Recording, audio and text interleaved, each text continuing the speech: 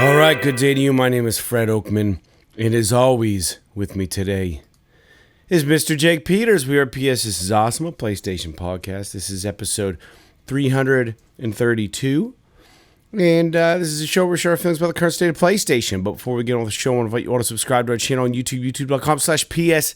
This is awesome. If you want to make fun of our trophy lists on the PlayStation Network, you can find me at anchorless_81. And Mr. Jakesaw Peters at Jakesaw01. And as always, you can write the show at psthisisawesome@gmail.com.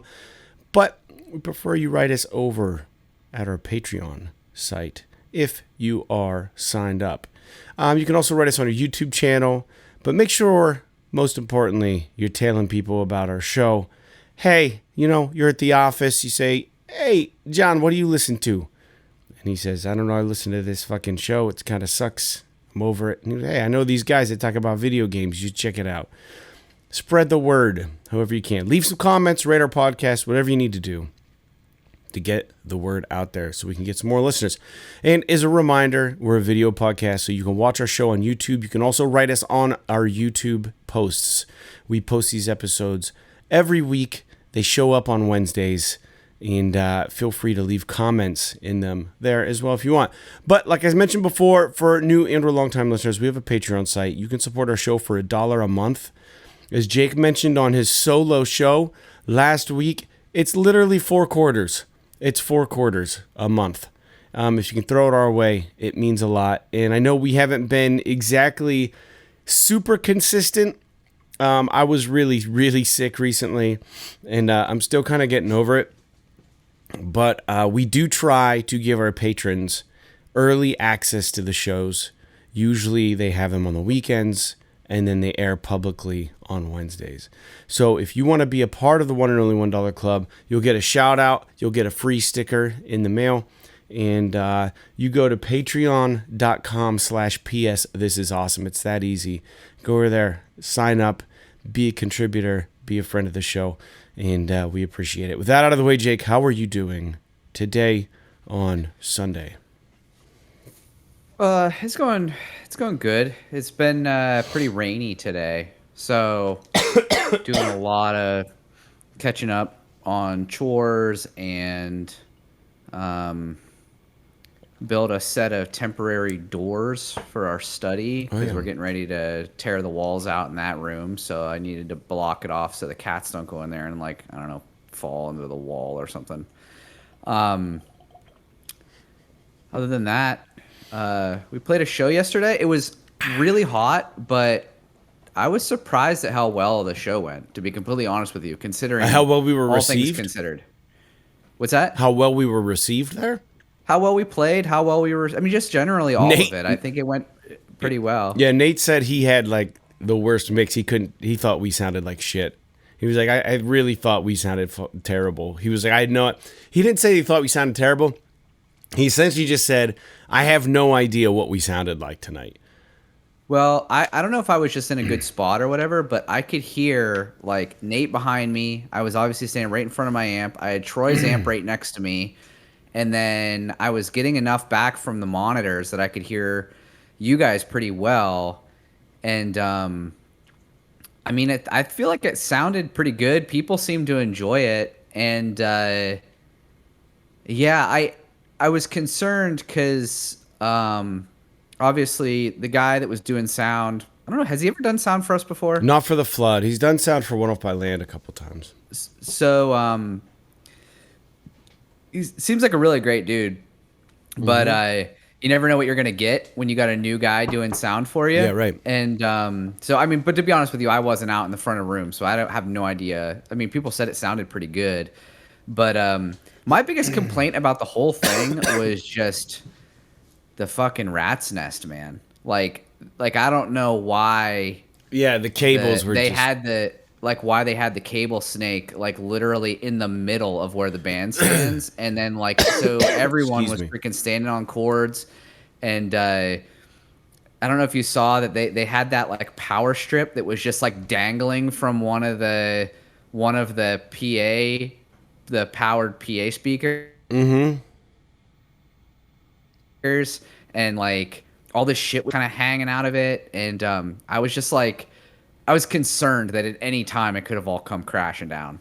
And but Yeah. it all worked out, and we got through it with little to no issues. And I don't know. Dude, I gotta be honest with you. Sometimes it's really nice to just play like a tight 1 hour set. I would prefer that. And if guys, I am so sorry, listeners. Like I said, I'm fucking overcoming some nasty shit. So you're gonna have to deal with the gross noises. You get what you pay for. The show's fucking free. So, anyways, I guess, yeah. Like, here's the thing about all of it is, if I had my choice, which I don't, I would, I would make sure that the only kind of shows that we played were fucking dive bars and bars like that, because I really think that that's our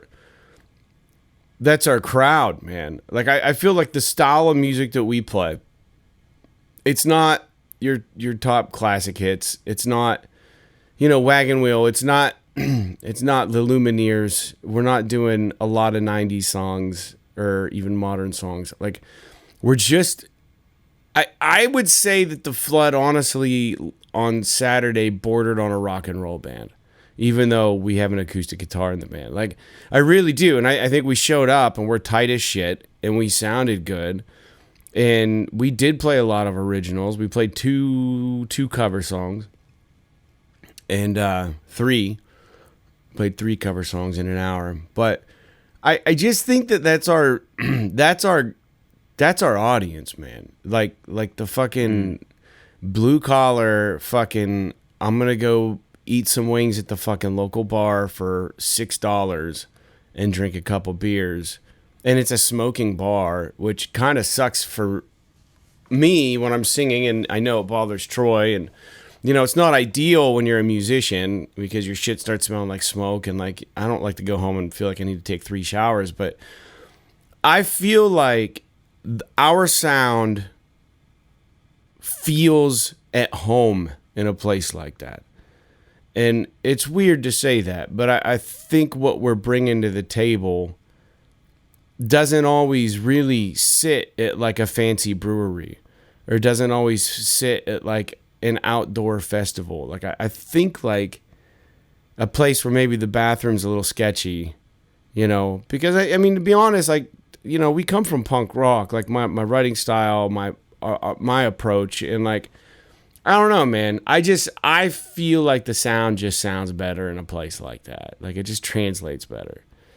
I often tell the jokes, like, anytime we got to play like a day show, or I got to play a day show, how uncomfortable it is. It's like a comedian telling jokes at like fucking 2 p.m. in the daylight on stage. It's just like, you got to have the right setting for it. And I think music's the same. You know what I mean? Like, I wouldn't go to a place like that and expect to see, I don't know, a traditional cover band. Like, I would want to see a band like us there, honestly. Yeah, sure. I don't know if that makes sense, but I feel like the vibe of that place was good for what we do. And in the length of the set, to your point, 100%. Those 3 hour sets kill you. They're murder. And it's hard. It's a lot of work, and it feels less like work when the audience is grooving and digging it and actually paying attention to what the fuck you're doing. Like, I feel like probably half the people that were watching us probably play a little bit of guitar in their time. You know what I mean? Yeah. They're like, seemed like a group of musicians, or like some old timers. Like, they were just like, oh, here's a fucking band. You know what I mean? Like, it just felt like we got a little respect there. It was nice.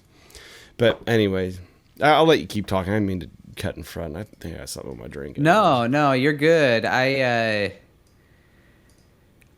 just think that it's cool to be able to, play these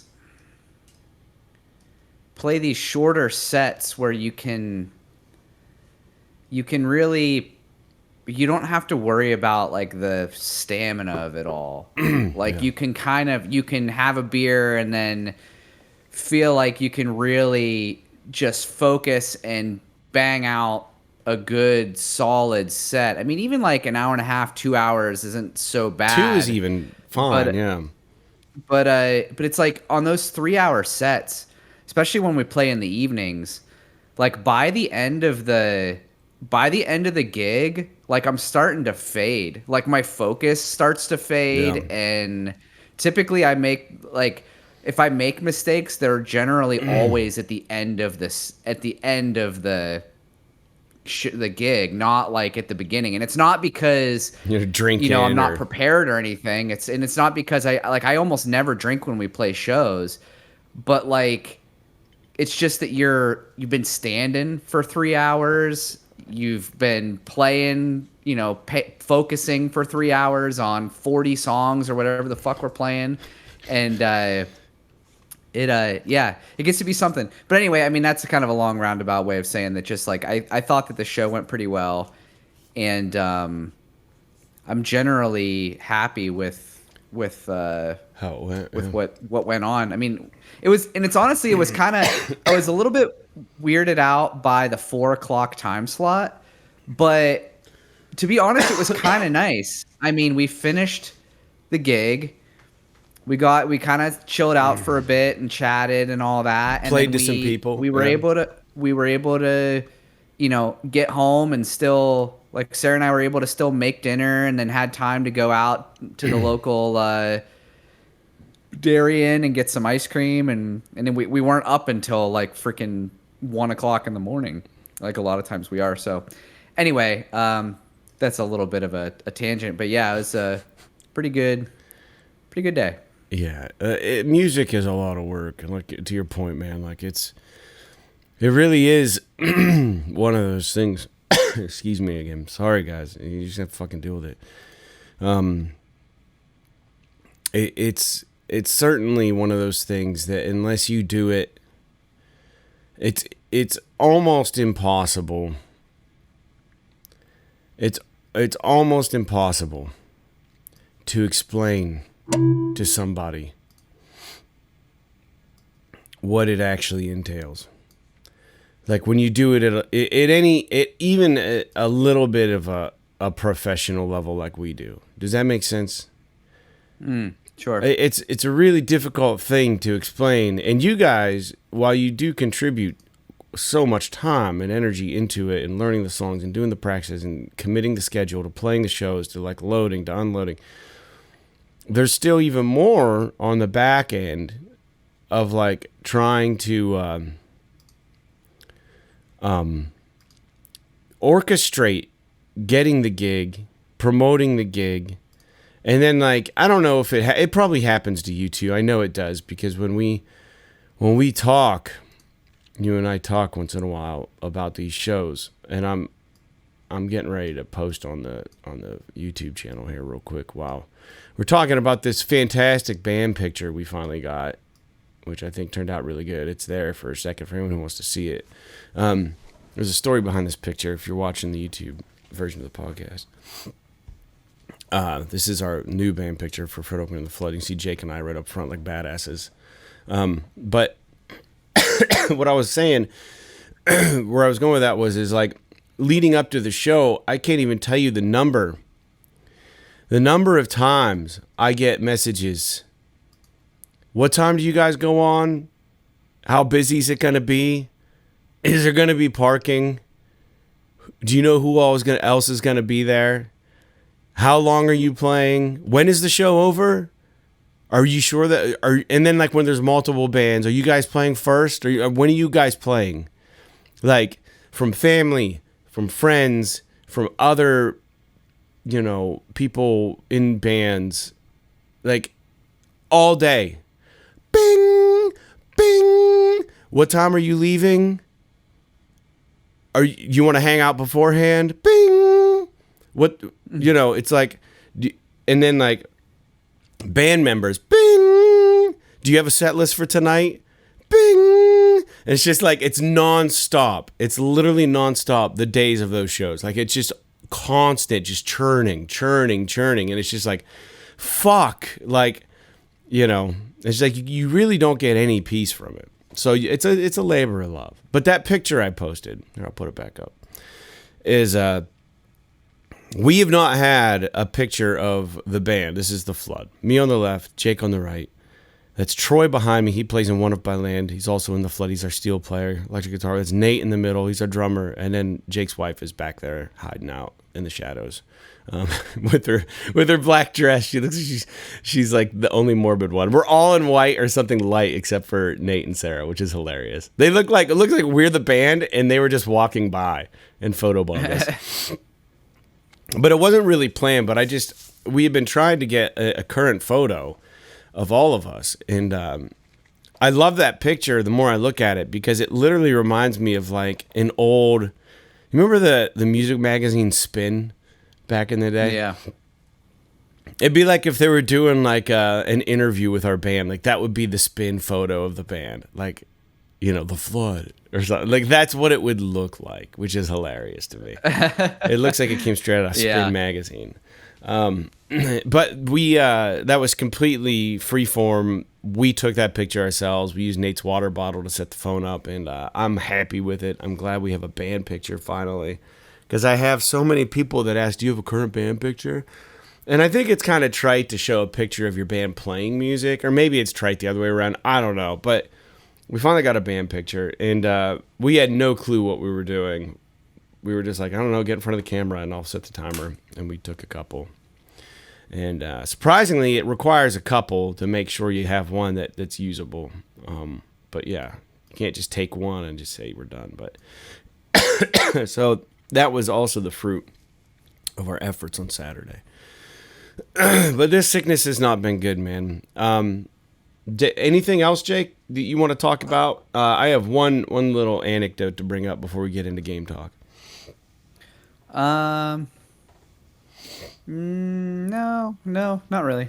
All right. So, as you're well aware, although I will say, just real quick, I'm sorry.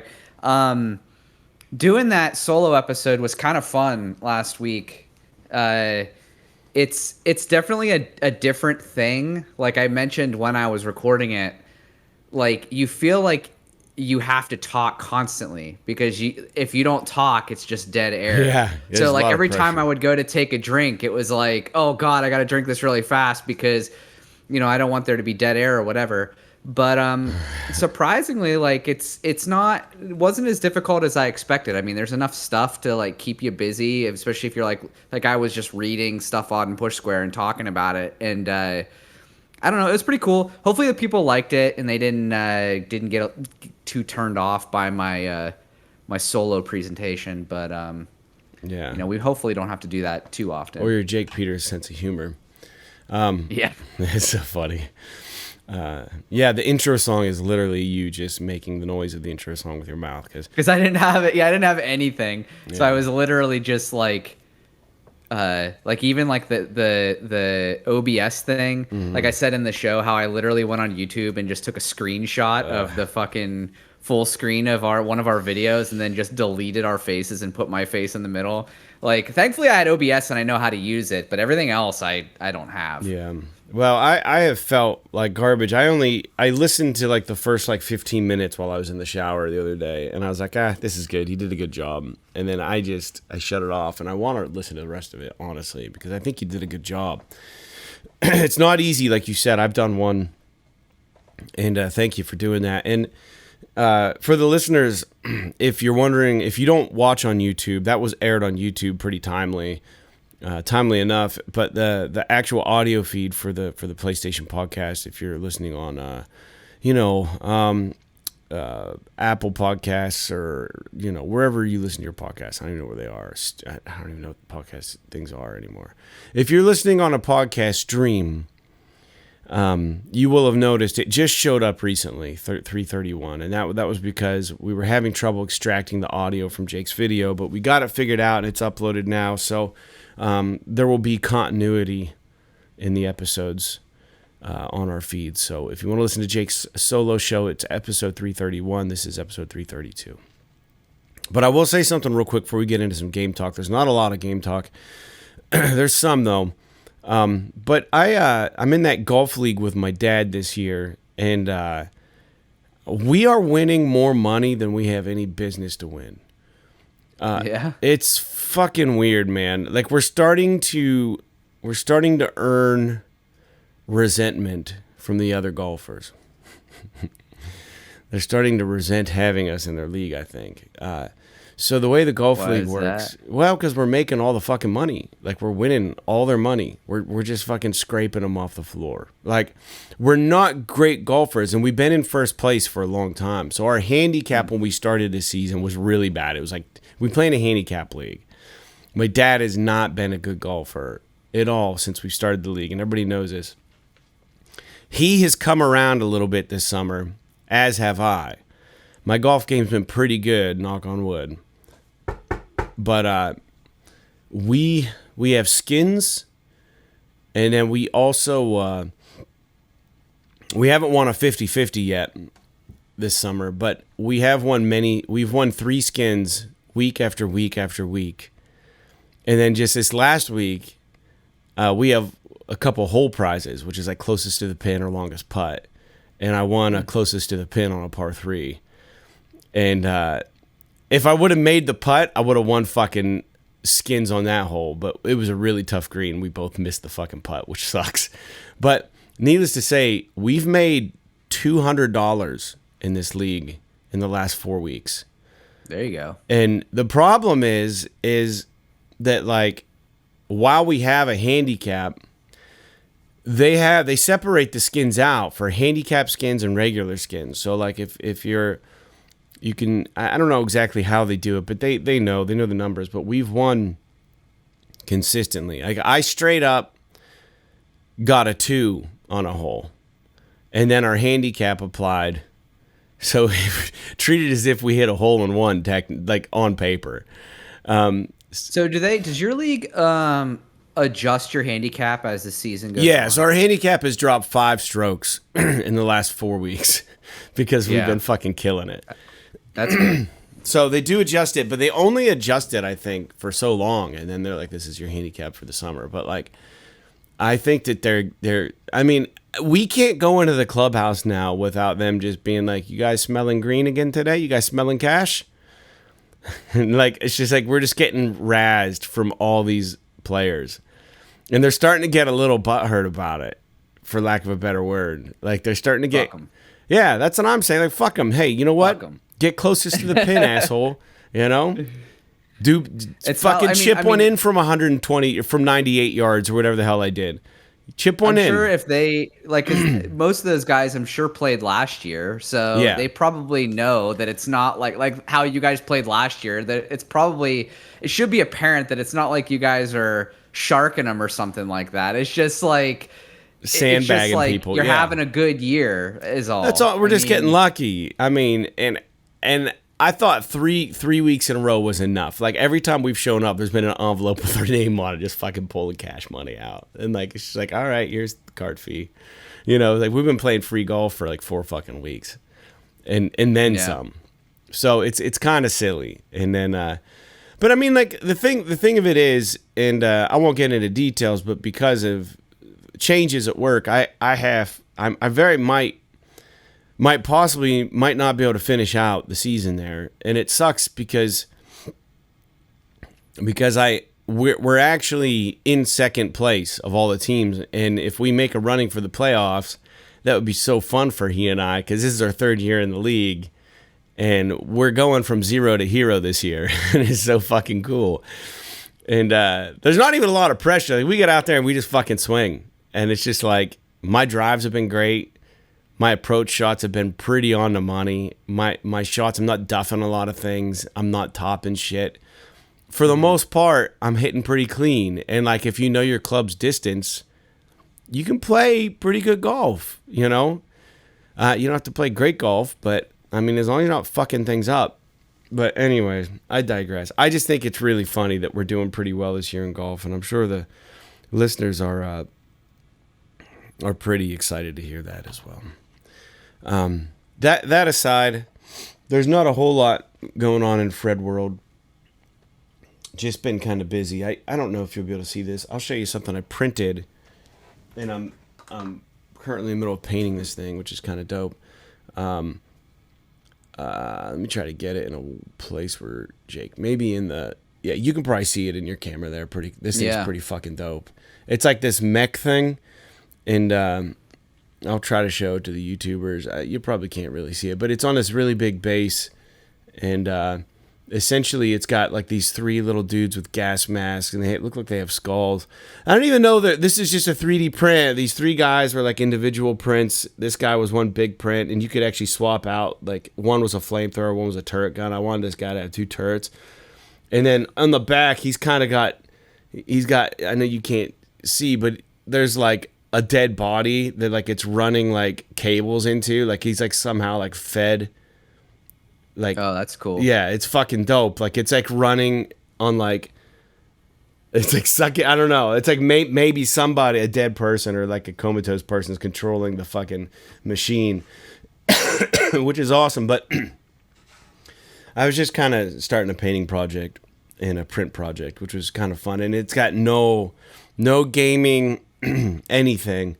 I think it does, like if you play like a certain, like they have these games now where like these people that make these minis will like publish their games and how to play them and use little rulers and stuff to measure movement and roll dice and figure out hit points. Mm-hmm.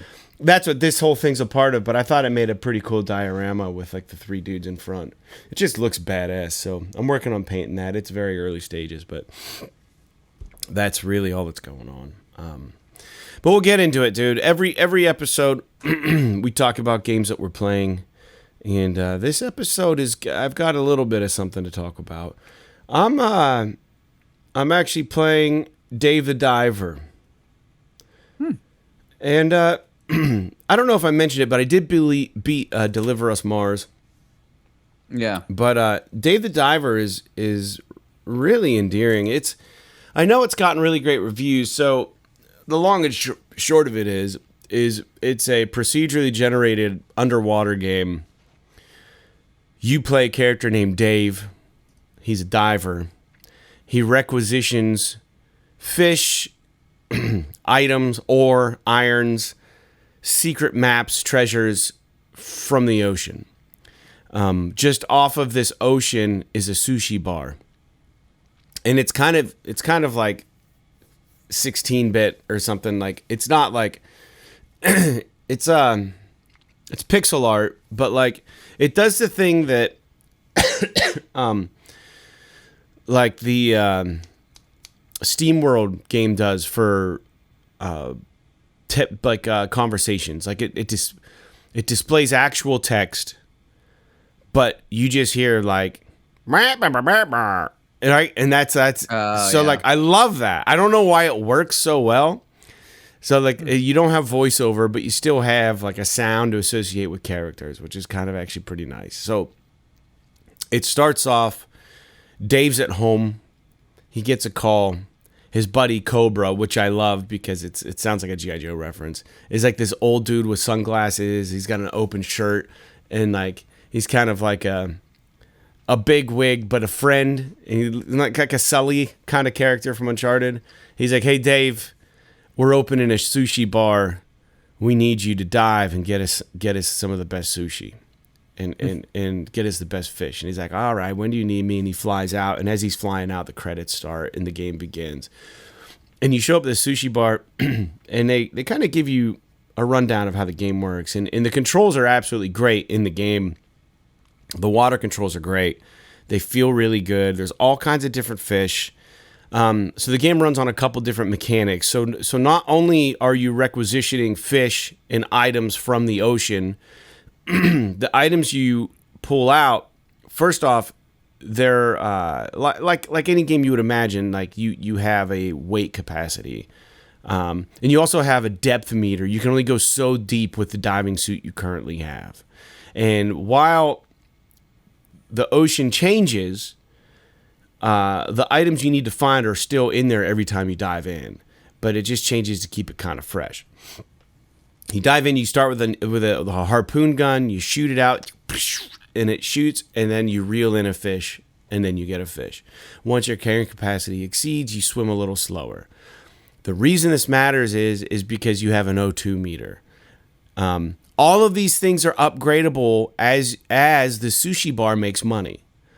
So you get kickbacks and residuals from the sushi bar. So you are stocking the sushi bar with fish and with special orders, from the chef there, and you have conversations with the chef. Like in Grand Theft Auto, you have access to a cell phone that also puts you in an app that's like a foodie app that you can read reviews of the sushi bar. You can also like call Cobra up, and you have a weapons dealer, which is interesting because Cobra knows a guy, and like he can give you like TNT bombs and stuff to blow open parts of underwater caves to get to new stuff. And like that guy needs supplies from the ocean, like stuff like he'll be like, oh, I had a delivery and it got lost in the ocean. Just look for like the down shipwreck and you can probably find it, you know. But underwater, there's not only is it like, oh, I can get all these fish. There are some fish that like will attack. They're like sharks, but sometimes a shark will come up on the special order request. Like a foodie will show up at the sushi bar and want like a shark sushi.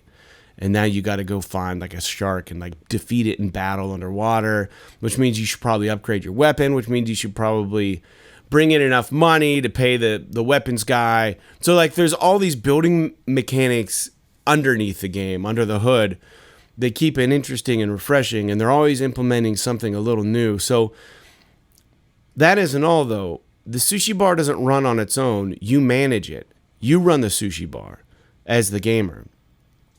So in between every couple dives, it becomes nighttime, and the only time the bar can open is at nighttime. So you go back to the sushi bar. It's kind of its thing. It's a nighttime sushi bar. It's exclusive. You show up. You're no longer in your diving outfit, and now you're the waiter. And it's almost like, what is that game? Oh, man. There was an old NES game where you would make food for people. I won't call it Hamburger Alley, maybe? Burger Alley? Oh, shit, man. I think I'm tapping into something. Hold on. Hamburger Alley. Hamburger game, NES. Burger Time. It's almost like Burger Time, but not really Burger Time. Burger Time is kind of like Donkey Kong. But imagine that you're now Dave the Diver, and there's a long sushi bar. And before you open the sushi bar, you show up, you have all the fish that you brought in, and you build a menu depending on how leveled up your character is. So you can have 4 or 5 dishes, and you pick the plates, and then you have a sushi cook, and you say, open the bar. And then you open the bar, and all these fucking people rush in, depending on how advanced you're getting in your game. Might start you off with 3 people, 4 people, and then they'll have a little icon over their head. And you just hear, like that noise. And it's like the guy in the background cutting sushi, and then it shows that it's available, and you have to grab it, and then you have to run to the person who wants that meal and match the thing and drop it off, and they give you like a little like. So there's all this mini game shit. So like it's like 2 games in one, but it gets even more complex because then you can like pay money to hire people to help you in the sushi bar as things get more chaotic. So like you're like running a sushi bar, and you can also decorate it and stuff, and you're also like working on extracting all the shit for the chef. It's a really fucking cool game, and I think that like it's an easy game to pick up and put down. But I'm really enjoying Dave the Diver, man. And the soundtrack is fantastic. Just the vibe of the whole game is fun, man. I like it. I think per my trophies or game complete, I'm about 12, 13% through. And I hope it doesn't get too much more complex. I'm sure it gets out of control by the end. But like, they keep implementing new game mechanics, and I'm just like, can't you just fucking let it go for a little bit? Like, let me learn these ones first. But it seems like every time I go back to the sushi bar, there's something new. They're like, oh, not only can you hire helpers to help you deliver food, you can hire helpers to make the food. And then it's like, there's just all kinds of shit, man. I like the game. I know it got really good reviews, man. And I can see why. Like, it's not missing with me at all, but I don't know how long I'm going to stick with it. I don't think I'm going to beat it, but it's definitely going to stay installed on my system for a bit. And then the other thing is, Jake, when I was listening to your solo show, you said that I was probably like jerking off the Darkest Dungeon or something at the beginning. And it made me wonder, like, well, fuck, because they had an advertisement out for Darkest Dungeon 2 for the Switch. It just dropped. And it's like, well, fuck, maybe it came out already and I missed it. I couldn't remember when it released. So I get on there and I saw that there's a pre-order for Darkest Dungeon 2 on the PS5. And if you're a Plus member, you got like a, I don't know, 10, 15% discount. And that was for like Darkest Dungeon 2 with the bonus content, which is like the something blade. I forget what it's called. The binding blade. And I just fucking pre-ordered it, man. It was like $40. And I know I'm going to fucking buy this thing. So there's just no doubt in my mind. Like, it's my game, dude. I got to play the second one. And it looks so cool. So I did pre-order Darkest Dungeon 2. It doesn't come out for a while. It comes out in like 20 some days or something, like end of July. But I'm so excited for that game, and so I have you to blame for that pre-order. For what pre-order? The Darkest Dungeon 2 pre-order. Yeah, because you said I was probably jerking off. Because I was commenting on you. And you made me think about it. Infatuation. And I got worried because I was laying there sick, and I'm like, well, fuck, if Darkest Dungeon 2 is actually out right now, that would be perfect. I'll just fucking lay here, sweat through my clothes, and just get indoctrinated into this fucking hellish world. But it wasn't out yet, but I just felt compelled to pre-order it, man. So I did. I pre-ordered it, so thank you for that. Jake, what are you playing? So I beat Stellar Blade finally. Took me, according to my save, took me 40 hours to beat it. So it was I think it was a little longer than it needed to be. I got to be honest, man. I fucking loved this game. And even after I was done with it, like, I was thinking about, man, I'm just going to miss playing it. Because, like, it's fun to play. The animations are awesome. Like, the game looks awesome when you're playing it. And I will say that, like, I don't want to put anybody off of the game because it is still just so much fun to play. You shouldn't really play it for the story. But the ending in this game is fucking stupid. Oh, but really? Yeah. But, and I won't comment. I won't say why I think that is because I don't want to ruin it for anybody. But other than that, though, I really liked it. I mean, I have no delusions of like going back through and platinuming the game just because I don't know that I can do it. And the game does get pretty difficult towards the end. Even if you do bump it down to easy, which I did have to do for one or two bosses, it's still pretty hard, but it's not like, I still don't know that it's as hard as like a Souls game or something like that.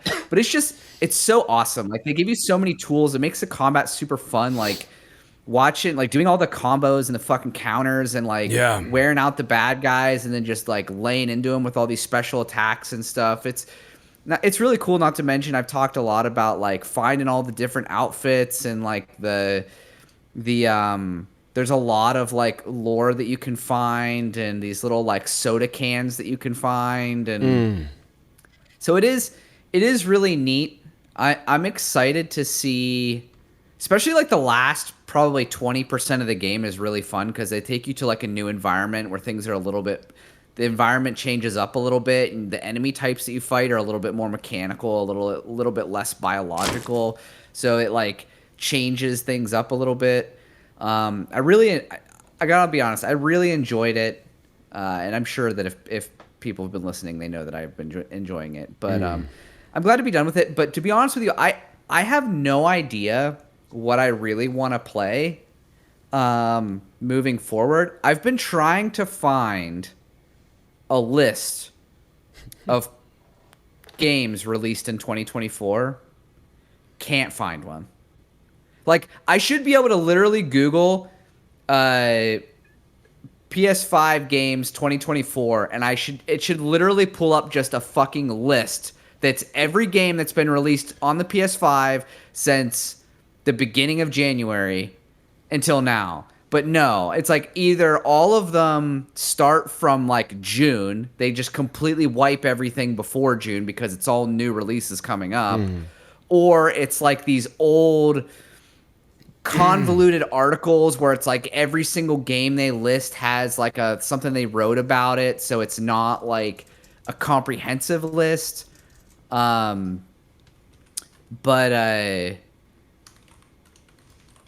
Wasn't there anyway, I'm sorry, go ahead.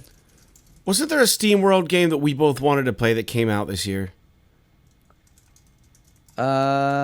Maybe, I don't know. But anyway, I downloaded because of the talk at the conferences and stuff. I downloaded Doom Eternal, the PS5 port of Doom Eternal, and I've been playing that. And when I first started it, I was like, holy moly, like I felt like I couldn't play it. It's so fucking fast and it's so difficult. Like with the controller, I haven't played a first-person shooter in a while, so. But now I'm like starting to get into the groove of it and like using all of the special kills to get your health back, and using the chainsaw to get your ammo back, and using the flamethrower to get the fucking armor, and like it's dude, it's so good. It's so good. I don't know. I've been really on the fence. I was talking last episode about how I've been really thinking about downloading just one of these boomer shooters, and how much I hate that term, but games like Bolt Gun, and Ion Fury, and I talked about a couple of other ones that I heard of, and but I already had Doom installed, so I was like, I'm just gonna jump in and play this for a bit, and I've been playing it for a few hours, played the first couple levels, and it's still really good. So I'm amped for the new game, but I don't really have a whole lot new to say about it. But I will say that in terms of like arcade shooters, I don't think there is a better game than Doom Eternal in the modern landscape. So yeah, if you have any interest, go about it. I will say though that like I have some things that I kind of dislike about it. I know they have the ability. So I had this problem with Stellar Blade 2. Oh, this reminds me. I talked last week about how, for whatever reason, we never covered it on the show, but One Black Talon wrote in about, because I was bitching about how I had to hold down the R2 button to pick up loot in Stellar Blade. And so he wrote in on YouTube saying that there was a setting to make it auto pick up loot. So I was like, oh, and I found it, and I turned it on, and oddly enough, I didn't like it. I'd been playing the game for like 25 hours at this point, so like my muscle memory was just like I hold down R2 whenever I'm like done killing an enemy, and it like picks up all the stuff. So I just turned it back off and like went back to what I was doing, because I didn't want to, like, even though you technically have to do nothing, the act of holding down R2 like made me feel like I was doing something to make sure I picked everything up. And I felt like if I didn't do that, because I'd already been playing the game for 25 or 30 hours, that I was going to miss something. Yeah. So I just turned it back off and kept using R2. But the thing about that game and even Doom Eternal is like, what's up with these games just like changing the way that like normal things control? Like, why am I in Stellar Blade, why am I pressing R2 to like interact with things? Like, that doesn't make any sense. No other game uses R2 to interact with like a chest that you find, or like a conversation you want to have with somebody, or something like that. It's always like X or square or something like that, one of the face buttons. It's never like hold down R2 to talk to this NPC. And the same thing with Doom Eternal. Now, in Doom Eternal, you can remap the buttons, so I don't know that I'll end up doing it. But in Doom Eternal, there is no reload. So square is... What is square? Oh, chainsaw. So triangle is the flamethrower. And historically in first-person shooters, triangle is like your weapon switching. Like almost every other first-person shooter, you press triangle and it like switches which weapon you are, or you hold it down and it'll bring up a weapon wheel or whatever. In Doom Eternal, they use R1. Now, or yeah. So I do understand why they do this, because they want you to keep your thumbs on the sticks as much as possible because of how fast-paced and frenetic this game is. You don't want to have to take your thumbs off of the stick to pull up your weapon wheel, because the weapon wheel doesn't pause time. It's still going on in slow motion. So you really want to still be able to move and look and stuff while you're changing weapons. Even though, like, while you're in the weapon wheel, yeah, I don't know. It's just interesting. So I don't know. I don't have a whole lot more to say about it. Doom Eternal's awesome, but that's all I have to say. I have a funny story about that game, and I think the listeners might remember. Do you remember when Bethesda had? It's not who's it made by? id Software. Yep. So they had this big presentation. Yeah, it might have been at the Game Awards or something, and I think Sean would have been Sean Layden. Someone, I don't even know who it was. Anyways, it was a big thing, and then they blasted all these free download codes, and they were just on a scroll. Well, remember when that happened? Yeah. I got a code that worked for Doom Eternal, but I was like, fuck, I've already played this one. And I just didn't download it, only to realize that I've never fucking played that game. So I had a free copy of Doom Eternal in my cart, never bought it because I was like, I don't need this. But I was wrong. So I've yet to play Doom Eternal. Dude, you should. It's so much fun. I mean, if you're interested in playing like just like a fun, just crazy first person shooter. But man, that's wild. Yeah. They should do something like that again. That was a really fun thing that they did. It was during COVID. They probably won't now. I mean, now that like Microsoft owns them, but you never know. I mean, it's entirely possible. It was really creative, I thought. It was just a really creative way that, like, you know, you can't really use like a skimmer on a YouTube video to like pull data and like plug in. So like it was a really creative way. I'm sure someone will figure out a way to do something like that, but that was really cool. Yeah. Anyways, let's get into some of the game news. I'm glad that you enjoyed Stellar Blade, and I'm glad that you're playing Doom Eternal again.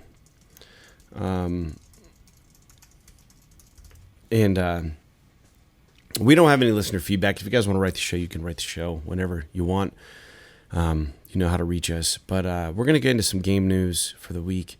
And Jake covered a lot of it already with his solo episode. And there hasn't been a ton of news. A lot of the news and a lot of the things on the news sites right now has been about the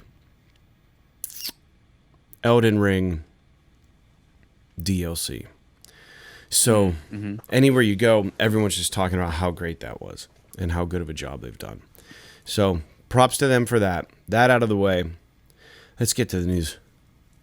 First news point is interesting.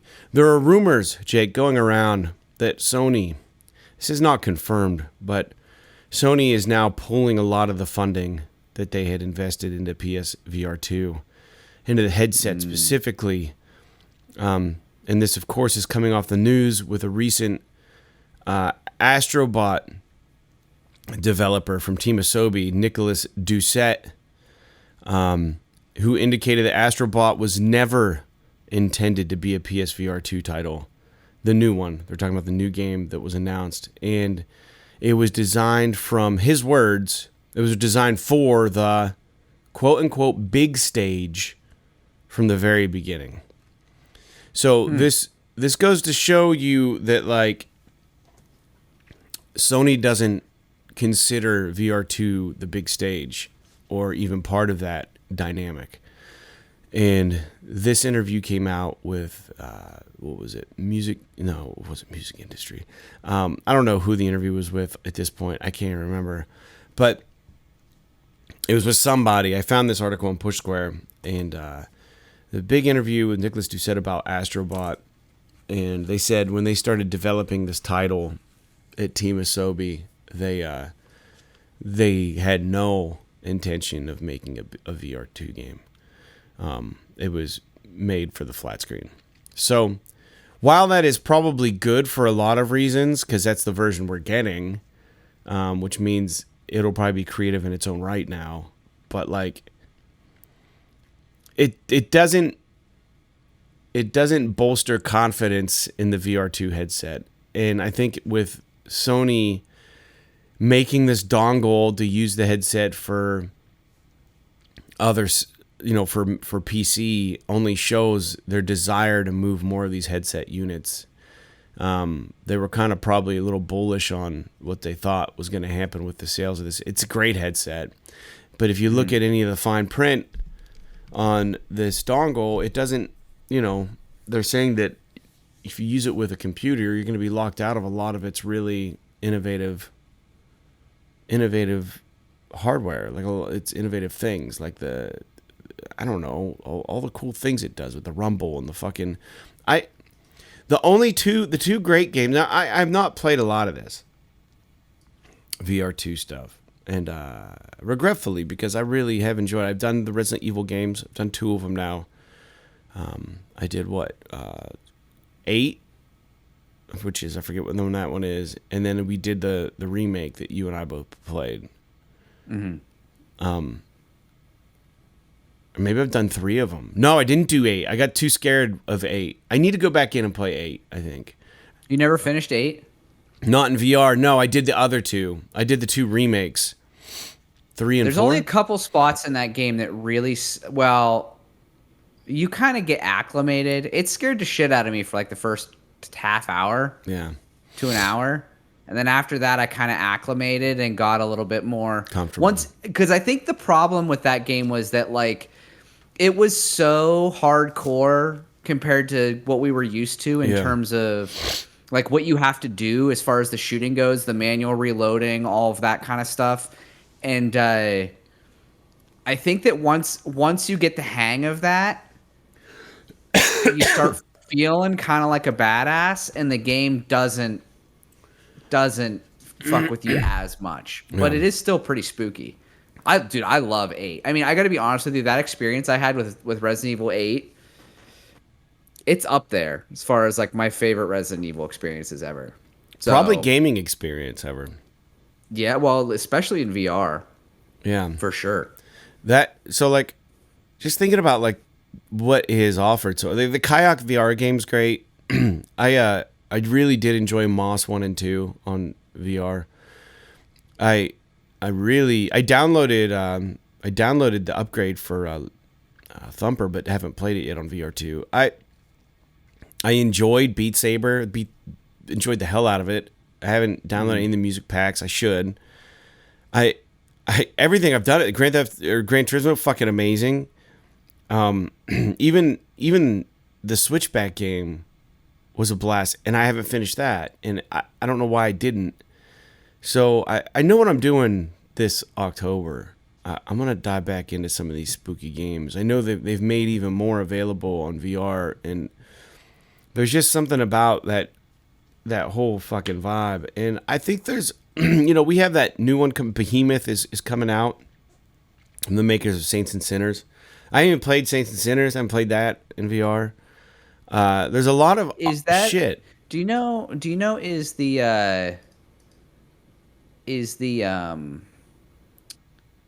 oh my jorb. Behemoth? Is that new Alien game coming out this year?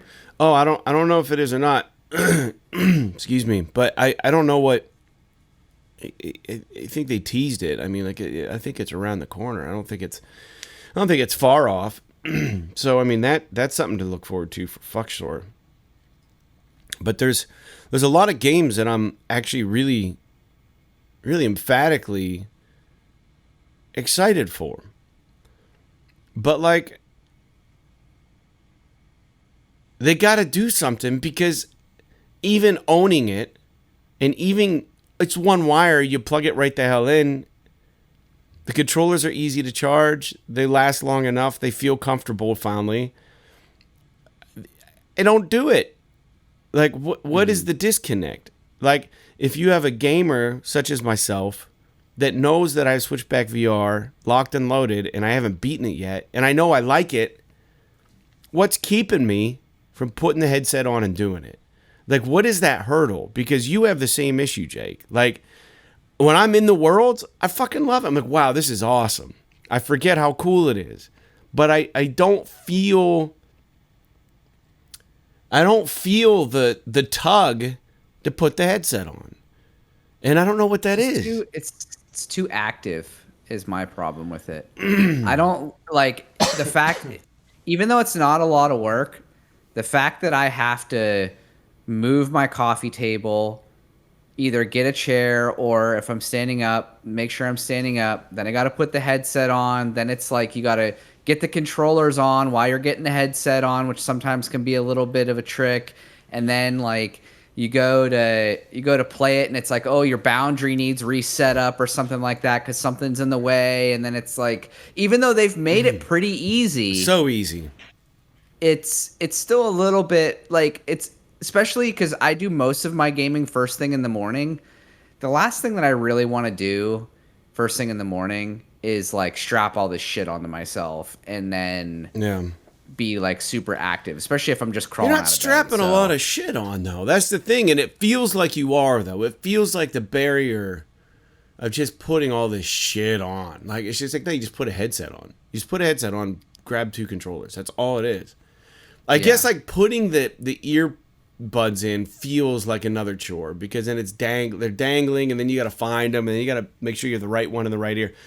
That should not be a hurdle. I mean, that's just me being fucking lazy, but it is an extra step. It's like one more step to the thing. I don't know, man. I don't know what it is. But I'm not kidding when I tell the listeners it's a great fucking headset, and it's really good.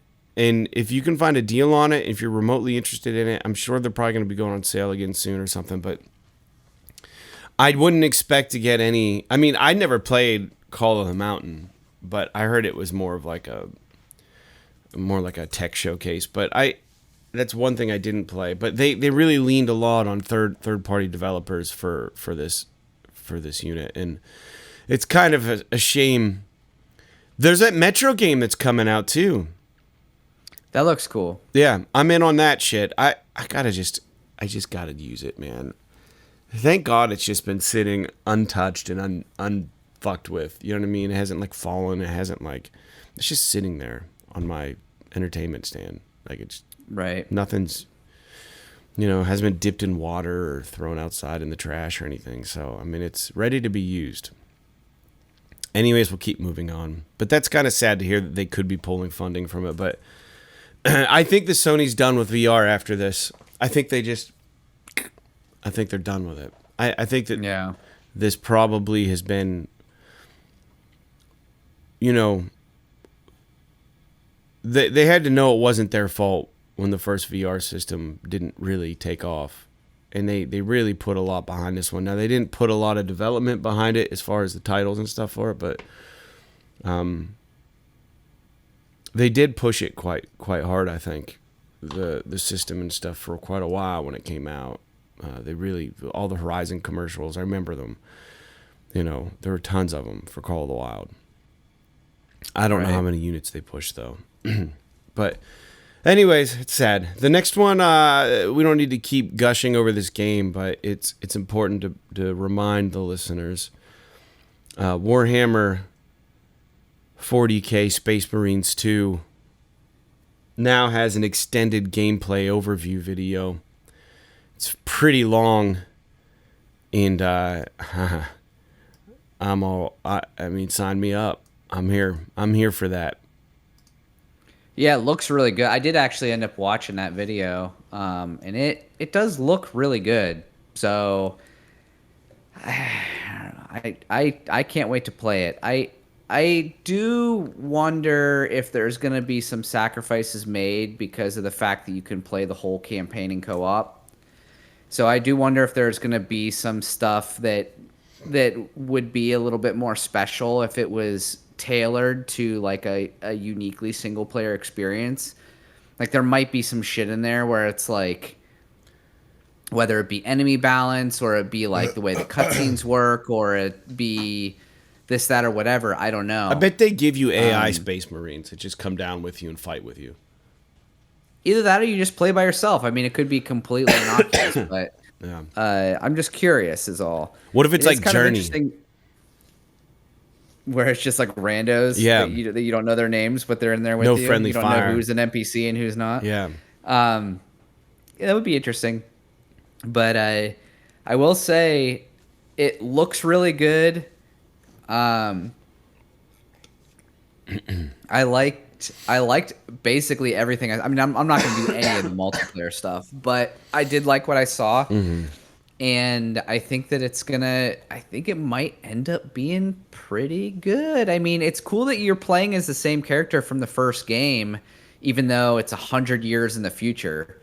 So I'm guessing that like just the way that I don't know anything about Warhammer lore, but I'm guessing that these genetically engineered space marine, ultramarine soldiers are able to live a very long time. Yeah. But it's neat. Now we're fighting the bug menace this time. I don't remember what they're called, but we're fighting the bugs, not the orcs like we were. Are these gene stealers or not? What are these? I don't remember. Okay, that's fine. I don't know.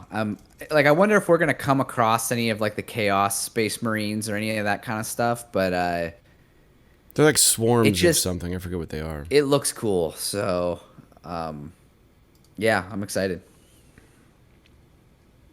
Tyranids. Yeah, that's right. Alien predators from beyond the Milky Way. Nice. So, yeah, it looks good, man. And I just wonder how many people are going to be like, yeah, you're just trying to be fucking Helldivers now. 4 Space Marines. 4 Warhammer guys. You know. But like, even though Warhammer's been around for fucking ever. I would say that Helldivers is kind of a play on Space Marines in an interesting way. And Space Marines meets like Starship Troopers. I think Helldivers and Space Marines come from completely different places. The only thing is that they both have swarms of bugs in them. Yeah. So that's gonna be the comparison, I suppose. That will be the comparison. And you're like fighting in outer space on different planets. So I'm excited for the story. And part of me really wants to play the first Space Marines or at least watch a recap of it before. I was watching some footage of it. I mean, it still looks pretty good. I don't know that they'll do this, but it would be awesome if they released like a remaster of the first one. Yeah.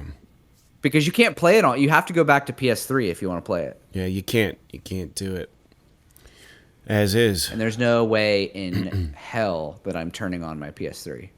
Yeah. Amen to that.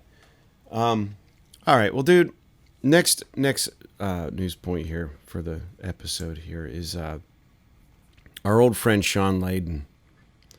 He surfaces every once in a while in the news, and you know he's a former PlayStation boss, and he talked even more sense recently. He did an interview with GamesIndustry.biz, and he went into conversation about industry trends, and he kind of commented on a thing that he had said back in 2020, and he essentially was saying that back then that we need to do something about the size of games, or something about the time it takes to make these big ass games. He said games are getting bigger, they're costing more money, taking longer to make, and he doubled down on that in a recent interview.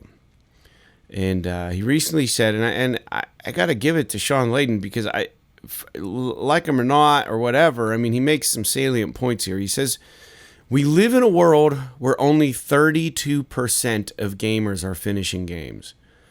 So we're making a lot of game that 68% of people aren't seeing. And, you know, he's talking our language, Jake. And he's talking to adult gamers. I know I come from a place of privilege. Yeah. But I would gladly pay $70 for a Last of Us Part 2 that was 20 hours long but then it means I get Last of Us Part 3 in 3 years instead of fucking 6. Yeah. Or like I would rather pay a top tier developer from Sony the same amount of money more often than get these games once every 5 or 6 years. Fucking Ragnarok or something. Yeah, right. That take 40 or 50 or 60 hours to beat. And by the time I'm done with them, like I don't want to play them anymore. You don't even want to play DLC when it comes out, right? Like God of War Ragnarok is a good example. Like that game is fucking awesome. But by the time it was over, I didn't want to play it anymore. It's like I've been playing this game for a month. I don't want to fucking play it anymore. I want to play something else. Like, I'll gladly pay you the same amount of money. Just make the game fucking 30% shorter. Save money. Save your studio some money. Right. Yeah. But I think a lot of the kickback is that, like, I think the majority of the game industry business, I would say that their fear is that if other studios continue to offer more content for the same price, that they're going to get etched out of the competition. So, like, I don't know that that's true, though, and I don't know where the numbers say, but Sean says that the average age of gamers now is approaching 30 years old. So he also, we have more money than we do time. And I think that this is something that he speaks to. And this is what Sean says. It's like, most gamers now have more money than they do time. And I don't think he's wrong. I think that these studios need to kind of take a step back and figure things out. And Sean went on to say about how, like, right now it seems like the goal for a lot of these studios is to achieve, like, amazing fidelity and, like, bridge that gap of the uncanny valley as close as we possibly can, which is like absolute lifelike realism, where our brains don't pick up that this isn't real anymore.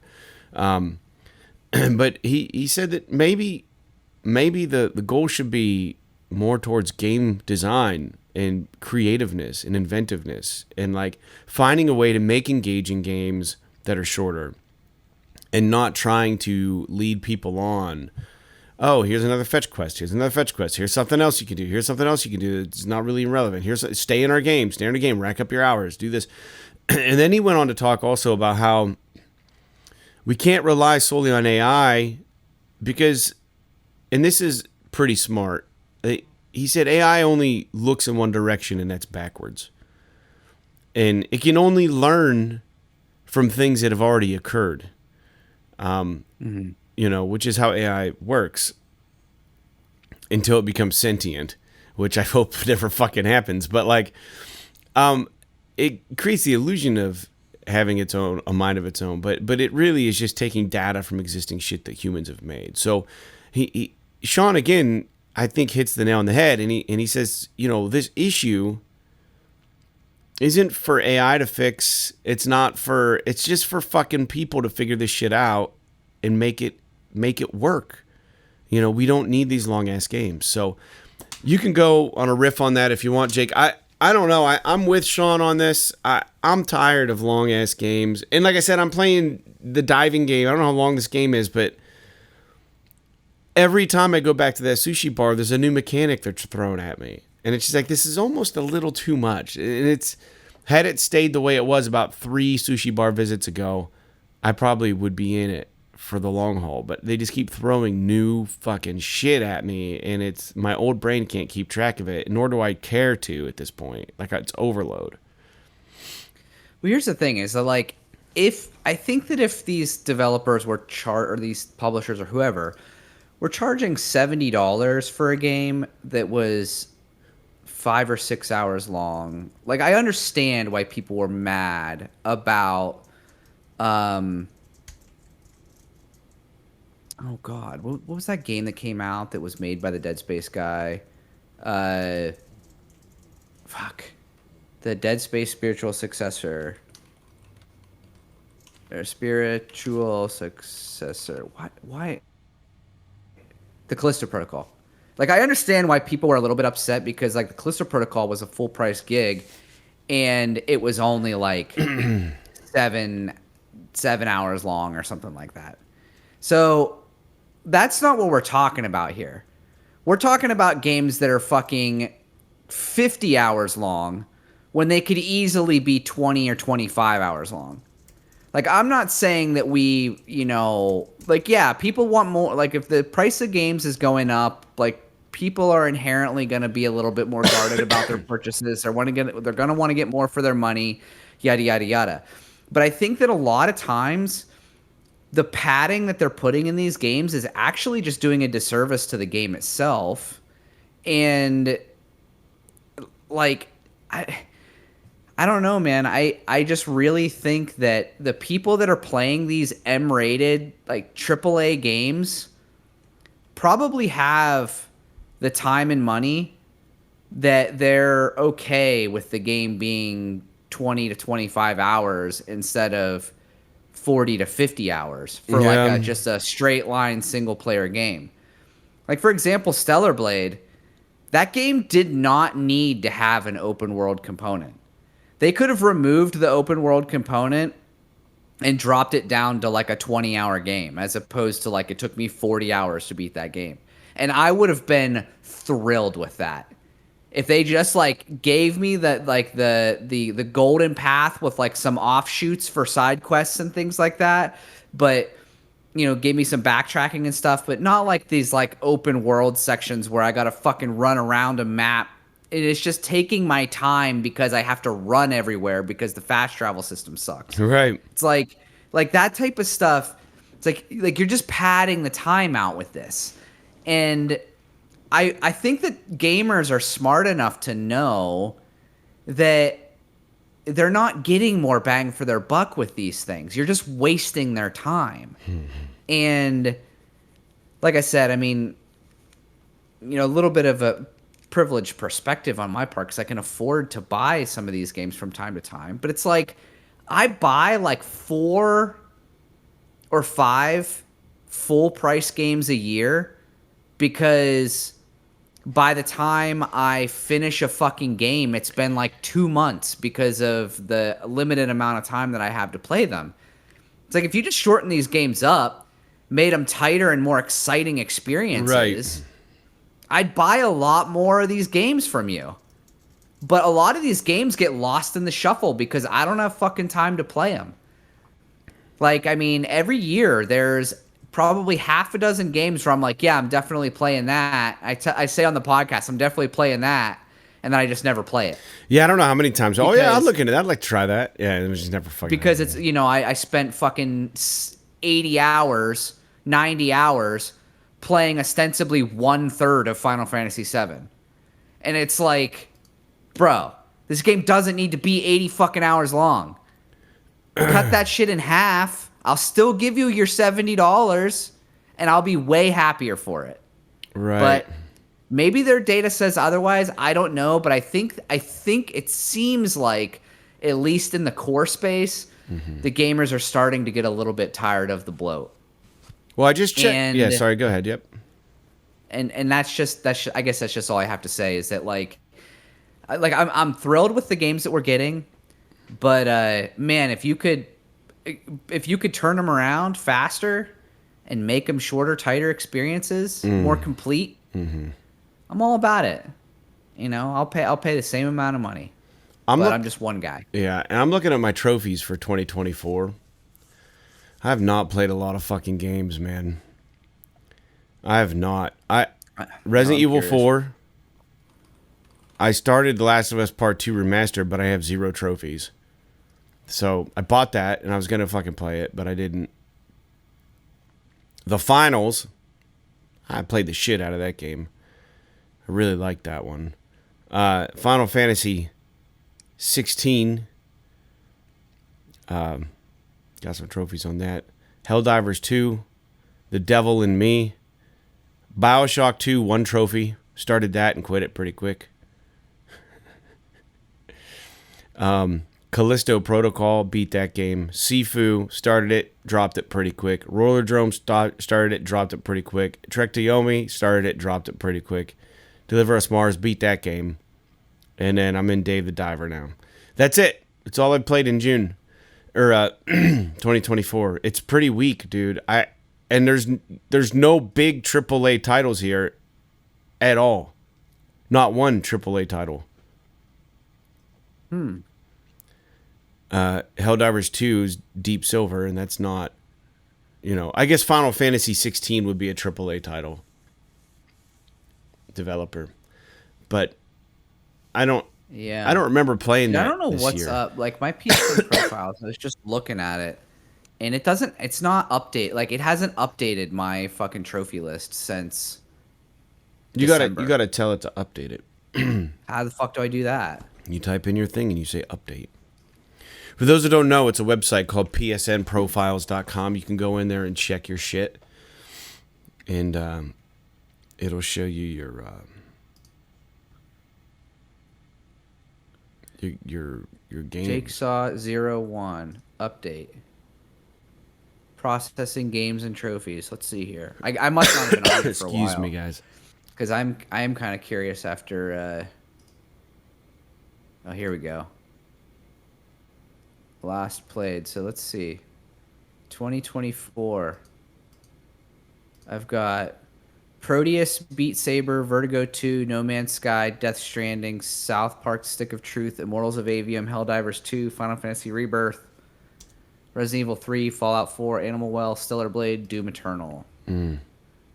So, I mean, some of these games, like, I didn't play for very long. Like, No Man's Sky I played for, like, literally 2 hours. So I don't know if I necessarily consider that. But, I've got... Jesus. And Proteus, I played a lot of that in December. So even if we include it, I've got 1, 2, 3, 4, 5, 6, 7, 8, 9, 10, 11, 12, 13. So I guess I'm averaging like 2 games a month, which is still pretty good, I would say. It's not a lot, but it's still pretty good for me. Yeah, I have really don't play a 13, which is less than you. So, interesting. Yeah. Anyway, we can move on. Well, I thought it was interesting to bring that up. We're halfway through the year. So this is something that's weird, and I didn't check it, and I kind of want to check it now. Man, this fucking sickness is just killing me, man. Give me a second here. Yeah, it's still down. So I wanted to check it before I even talked about it, but the PlayStation Stars is the loyalty program that PlayStation has on the PlayStation mobile app. And you can unlock challenges to try to complete while you play your games. And as you complete these challenges, you get rewarded points. These points later, once you've accrued enough, can be exchanged for PSN store credit. Can be exchanged for little warbles, digital warbles that you put wherever the fuck you want to put them in the app. Whatever. I choose to go for the moolah. The loyalty program, if you click on the link, has not been working for about 2 weeks. And they actually, for a while in the app, removed the clickable link for the loyalty, which just disappeared. They took it out. Interesting. It's now back, but when you click it, it says that it's not available. So Sony's trying to get to the bottom of this. They can't figure it out. I don't know why. They can't figure out why it's down. Yeah, because they would be getting it working. They've made, as far as I know, they've made no public statement about it. But it's. I mean, they said that they have said that they know it's down, but I don't know that they must not have fixed it yet. I wonder if their plan is to get rid of it, and then this is their way of masking it, like a conspiracy theorist would come up with. Like, they're just gonna say like it's done. They can't figure it out. It's not worth their time. Not enough people were using it. They're not gonna bring it back. But the icon for it disappeared on the app, and then it reappeared. So that would make you think that they're getting close to figuring it out. So I'm not sure if you guys are PlayStation loyalty users. I often forget about it, but then every time I go fucking check, I've got fucking all kinds of points, and then I get myself a gift card, and it's nice. Yeah, I don't know if I ever cashed in on my stuff on Stars, because I know I definitely have some stuff there. So Well, maybe not anymore. hopefully they get it back up, because I would definitely like to check it out. Yeah, well, just an FYI for everybody. Bandai Namco. It's a developer, publisher, whatever the fuck they are. Their name comes up on a lot of games, and games that are usually pretty much well trusted, and they don't have a bad reputation, I don't think. They're having their own summer showcase this year, and they announced there's going to be reveals and announcements. And my question is, are we going to get a new Tales game announcement? My guess is also we're going to see something Dragon Ball related. Anyways, it's coming up right around the corner. We're recording this on the 23rd of June. July 5th is going to be their showcase. So keep your eyes peeled for that. Jake, anything that you'd like to see come out of this, or does this trip your trigger at all?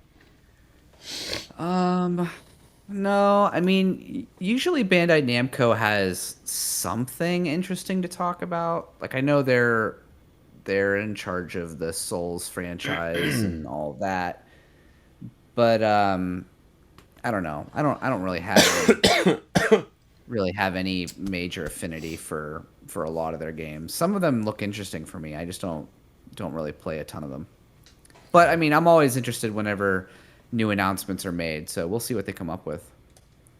Yeah, man, that's fair. I get it. But I thought it was cool they're having their own showcase. And then lastly, this is just a little bit of a pepper in some speculation towards the end of the show.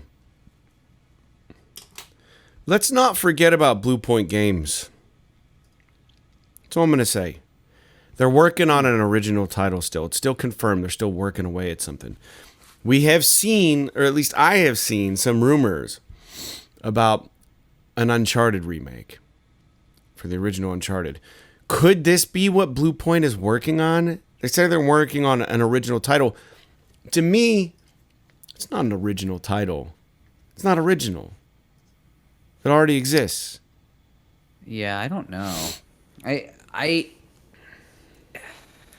could it be that, like, Uncharted 5?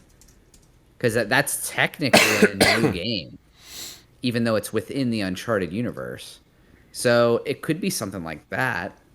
It could easily be something like that. But if it's an original IP, which I don't know that they actually specified that, but if it's original IP, then sky's the limit. Who fucking knows what it could be? I mean, it could be a racing game. It could be a freaking shooter. It could be a match 3 puzzle game. Who the hell knows what it could be? Now, a lot of the remakes that they've done have been like these third-person action game type stuff. Like they did Metal Gear Solid. They did, obviously, Demon's Souls and a bunch of other stuff. But so you would think that they would stick within that wheelhouse. But I would think, like, we don't really know what a lot of these developers are doing within Sony first party. But if it is the new Uncharted game, or even like an Uncharted Drake's Fortune remake, which would be fine. But I honestly think that game's pretty fine as it is, just playing the Nathan Drake collection. Controls are kind of shitty, but they're not. They haven't aged great, but yeah, I mean, at least in the Nathan Drake collection, they got rid of like the motion control, fucking grenade throwing, and all of that stuff. Yeah, like it plays like a normal modern third person. What a shooter, great fucking game, though. Not as tight. But if this is like Uncharted 5 or like an Uncharted spinoff or something, that would be rad. Like I would love to see the next. What they have in store for Uncharted. Like, I think that, like, the world right now could use a game like Uncharted. I agree. There's so much. There's, like, something that's, like, got a little bit that's more silly than serious. Like, the story is still serious. It's a nice Nathan Drake Funko Pop. Yep. You got there? I don't know where he came from. But I just think that, like, the cool thing about Uncharted is that, like, the story is relatively serious, but generally it's very silly. It's just lighthearted. And like Nathan Drake as a character is very silly. And I think that that's something that like I could get down with nowadays. Everything that we play now is so freaking dire, and like even Stellar Blade is Space much Marines fun is as going I to be had like with that. game. Yeah. The It's Metro like game's going to be like that. Post-apocalyptic, freaking the world is like a desert because we've destroyed it, and like it's like okay, I mean, or like The Last of Us, you got freaking everyone killing each other over some disease and all this stuff. It's like, can we just, dude? That's why I'm so excited for AstroBot. It's like, man, I can't. Dave the wait to Diver, play dude, jump into something. that shit. I think the game sounds really interesting. I just don't know if the gameplay is something that I'm all that interested in partaking in. You should try it. It's free. It's on Extra. Yeah. So, yeah, I mean, maybe I'll download it and just give it a shot. I thought about jumping back into that. I talked a long time ago about that game, Midnight Fight Express. Oh, yeah. It's on PS Plus Extra, and I've been thinking about getting back into that game because that game was really cool. But anyway, it's a little bit of a digression.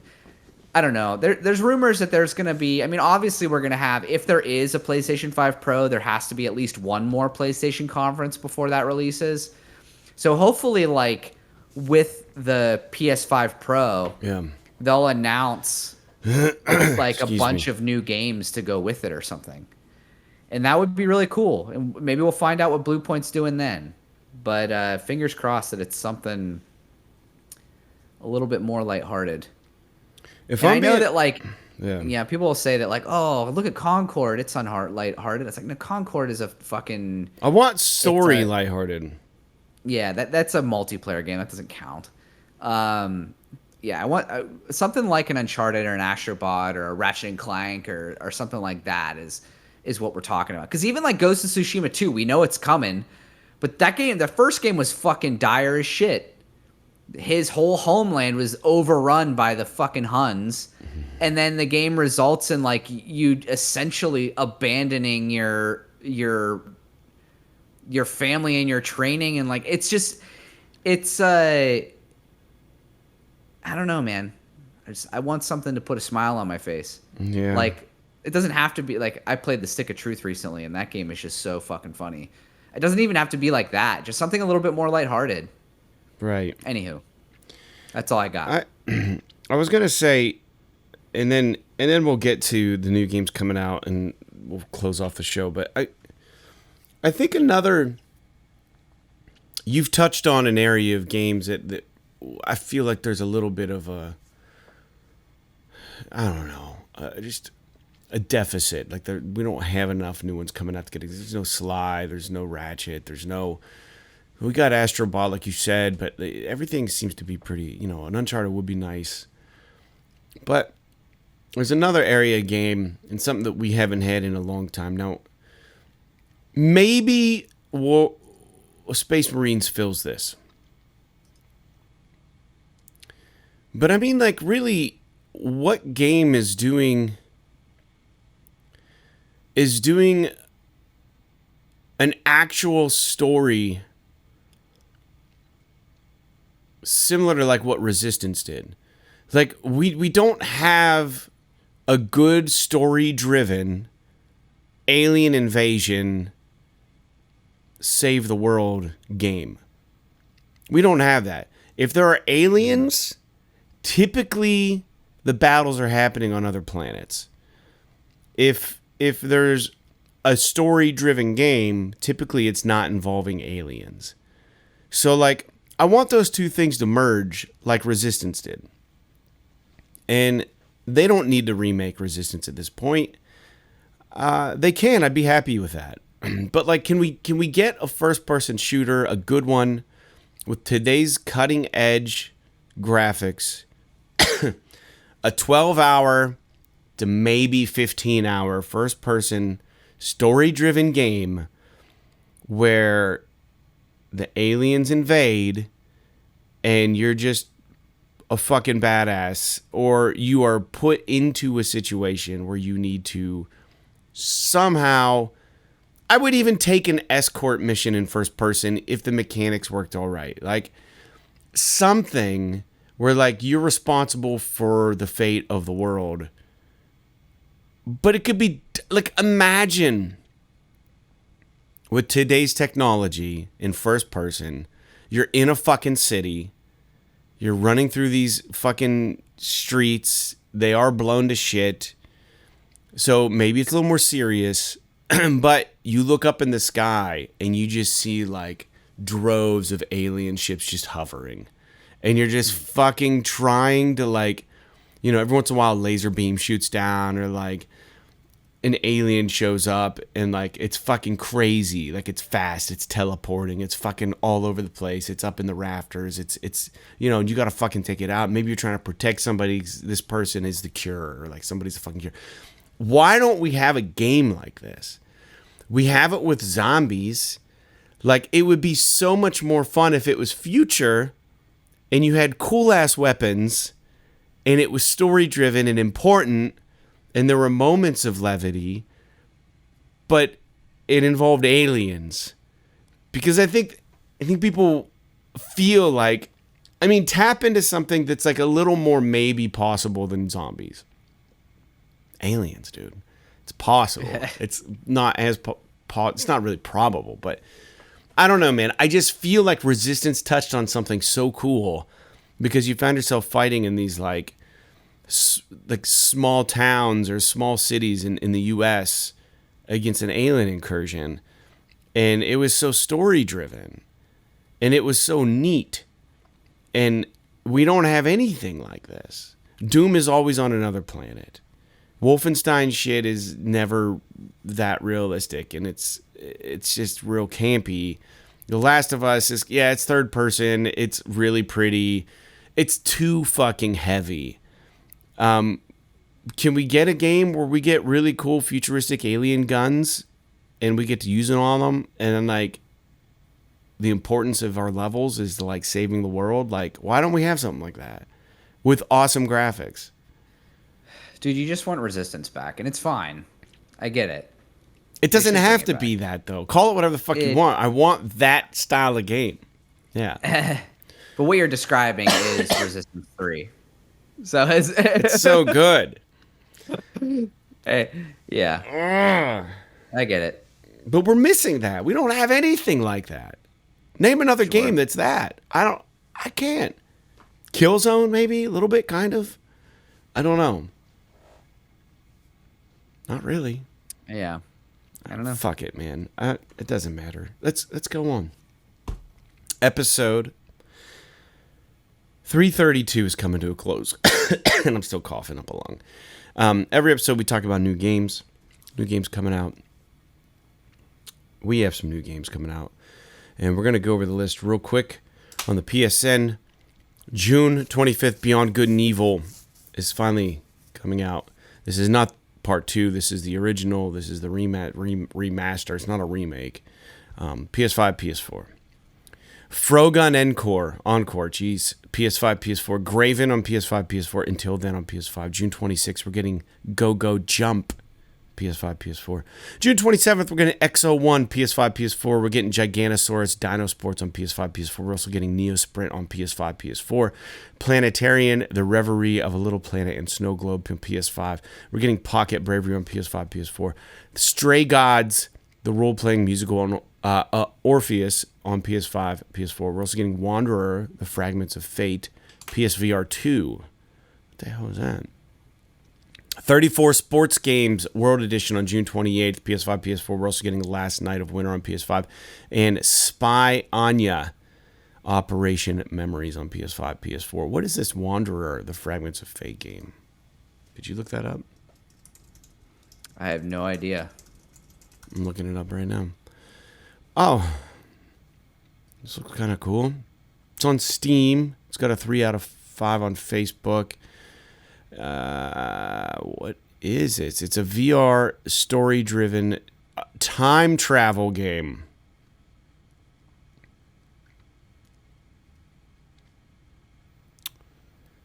Is this the one where you end up? No.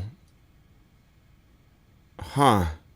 Wait, what's it called? It's called Wanderer, The Fragments I've of heard of this. Fate. Yeah, it's like you go through time finding like things and doing stuff to like solve puzzles. I don't know. It's weird, but it's like more than that because there's like combat and shit in it too. I'm on I the don't know. website right now for the website. It's pretty interesting, but Yeah, it looks pretty it cool. looks cool. It does look cool. It just says a remake of the award-winning, critically acclaimed VR time travel game Wanderer. Leave your passport at home. There's no telling where you'll go and who you'll become as you venture back through the ages and unravel the mysteries of time travel. Multitude of exciting new features, gameplays await keen adventurers filled with breathtaking new visuals. You can now swim, jump, crouch, climb, zip line, swing your way through time in true adventure fashion. Wanderer, the Fragments of Fate is an unforgettable experience. Are you ready to take the jump? And it shows a lot of gameplay and stuff. Yeah, it looks Yeah, like you're just like traveling through time, just kind of this is the one. through moments of history and stuff. Yeah, this is the one, dude, where you end up at Woodstock and you're on stage. Remember? We saw that. We're Yeah. like, oh, that would be Yeah. cool. This is that one. Okay.